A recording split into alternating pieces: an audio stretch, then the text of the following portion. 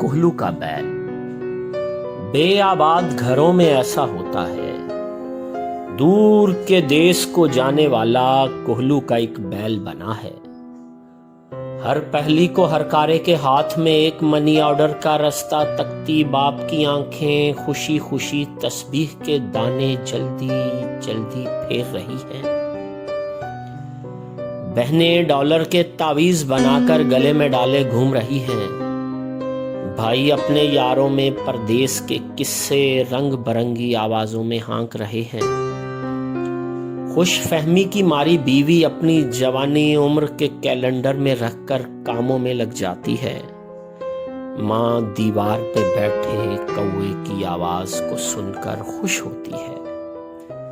दूर के देश में कोहलू का वो बैल बेचारा रात को थककर सो जाता है।